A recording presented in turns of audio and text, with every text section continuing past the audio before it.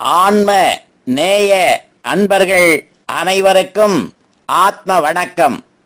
வேலூர் சித்த வித்தை தவ மையத்தின் சார்பில் நம்முடைய ஞானபிதா ஜெகத்சோதி சுவாமி சிவானந்த பரமஹம்சர் அவர்கள் உலக மக்கள் நலன் கருதி உருவாக்கிய சித்த வேத தத்துவத்தை உங்களின் செவிகளுக்கும் சிந்தனைக்கும் பயன் தரும் வகையில் தினம் தினம் வழங்கப்படுகிறது.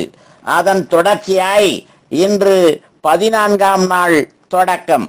ஜீவனிலிருந்து உற்பவிக்கும் சக்தியாயிருக்கின்ற வாயு ஜடத்தில் கீழும் மேலும் கதாகதம் செய்வதும், அந்த பிரகாரமுள்ள சக்தி மேல் பிரகாரமுள்ள சலனம் நிமித்தம் பஞ்சேந்திரியங்களின் வழியாய் வெளியே போய் நசிக்கவும் செய்கிறது.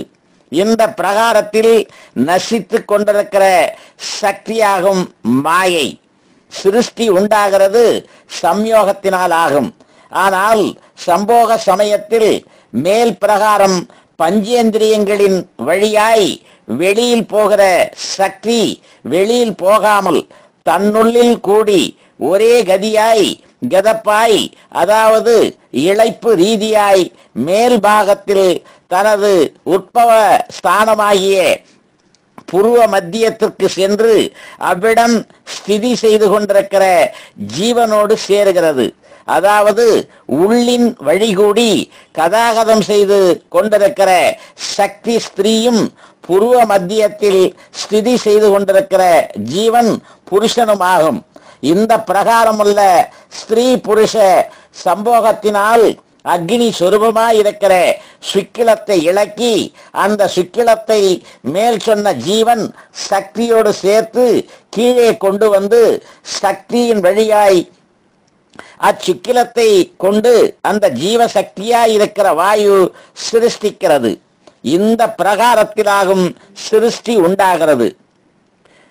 குருவே, 4 விதத்திலாகும் சிருஷ்டி என்றும், அதாவது சுவேதம், சுவேதஜம், அண்டஜம், உத்பிஜம், ஜராயுஜம் என்பதாக சொல்கிறார்கள். ஆகையினால் அதனுடைய நிலைமையை பற்றியும் விவரமாக சொல்ல வேண்டுமாய் கேட்டுக்கொள்கிறேன்.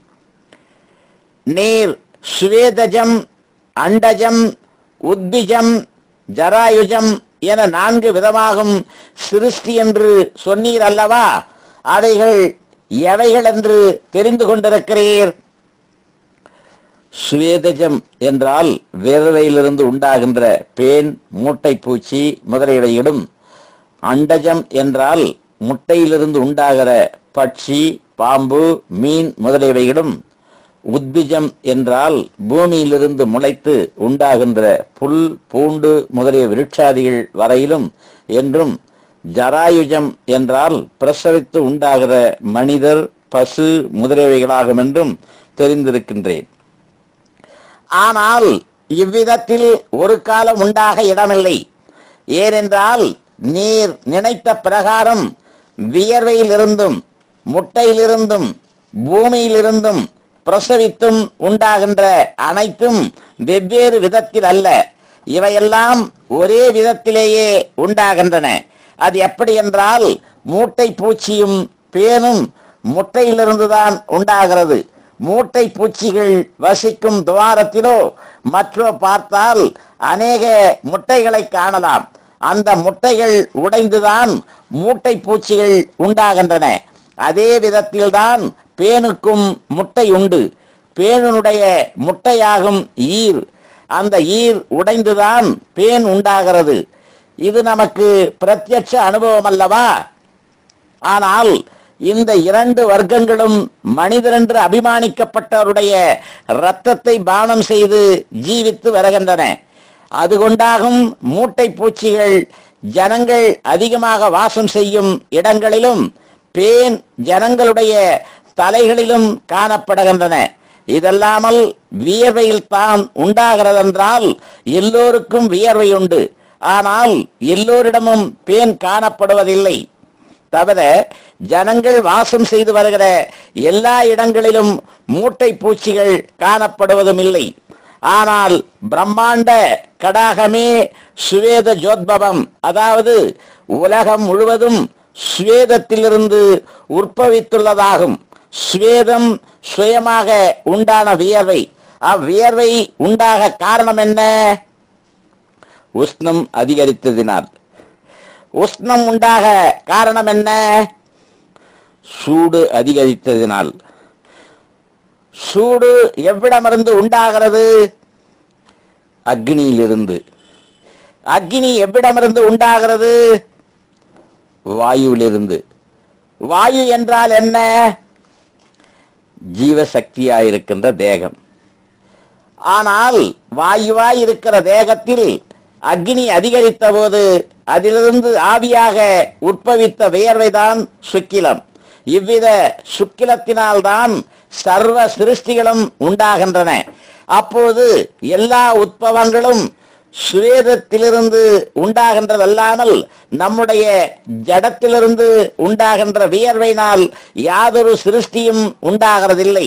தேகத்தின் வியர்வை கொண்டாகும் சிருஷ்டி. தேகம் இன்னதென்று அறியாததினால் உலகத்தில் தப்பபிப்பிராயத்துக்கு இடம் உண்டாயிற்று. தேகம் என்பது முன் சொல்லப்பட்ட வாயுவாகும். அந்த உண்மையை எப்பொழுது உலகம் அறிகிறதோ அப்போதே அந்த தவறுதலான உணர்வு விட்டு போகிறதாகும். தவிர ஒரு குழந்தை ஜனித்த போது அக்குழந்தைக்கு சுக்கிலம் விருத்தியாயிருந்ததில்லை. அதில் அக்னி அதிகரித்த போது நாளடைவில் சுக்கிலம் விருத்தியாகி காமாதிகள் உண்டாய் வருகிறது.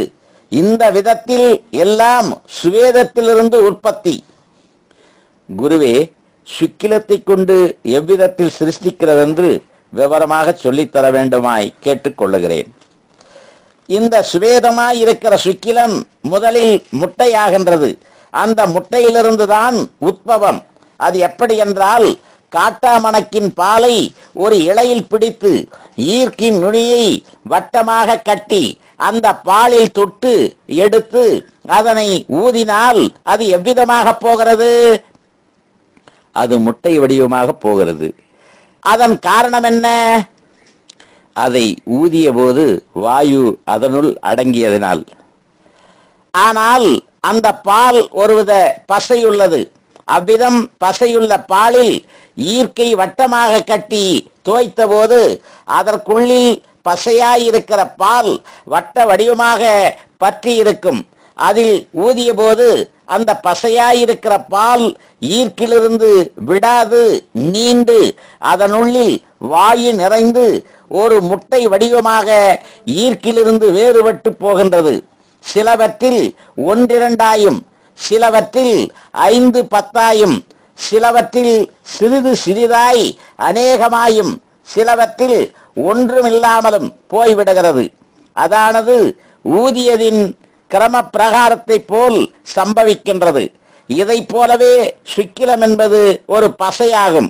அந்த பசையாய் இருக்கிற சுக்கிலத்தை சம்போக சமயத்தில் ஜீவ சக்தியாய் இருக்கிற வாயு இலக்கி அந்த சக்தியாய் இருக்கிற வாயு மூத்திர துவாரத்தின் வழியாக தள்ளிக்கொண்டு வருகிறது. மூத்திர துவாரத்தின் நுனி வரையிலும் வந்தபோது ஒரே விதத்தில் உள்ள சக்தியோடு கூடியதாய் அந்த வாயுனுடைய கதி வந்தால் அந்த சுக்கிரம் மூத்திர துவாரத்தின் நுனியிலிருந்து கொஞ்சம் நீண்டு அதில் அந்த ஜீவசக்தியாகிய வாயு நிறைந்து அது முட்டை வடிவாகி மூத்திர துவாரத்தினின்றும் வேறுபட்டு கர்ப்பப்பையில் சென்று விழுகின்றது. அது பின்னேயும் ஒரு துளியிலும் கூடி அதன் மேல் சொன்ன பிரகாரம் உள்ள சக்தியோடு கூடி வாயு நிறைந்தால் அதுவும் மேல் சொன்ன பிரகாரம் முட்டை வடிவாய் கர்ப்பப்பையில் சென்று விழுகிறது. இந்த பிரகாரம் எத்தனை துடிகள் மேல் சொன்ன பிரகாரமுள்ள சக்தியோடு கூடி வாயு நிறைந்து முட்டை வடிவங்களாய் கர்ப்பப்பையில் விழுகின்றனவோ அத்தனை குழந்தைகள் உண்டாகின்றன. தவிர சிலர் பாம்பு முட்டை பிரசித்ததென்றும் சொல்லுகிறார்கள்.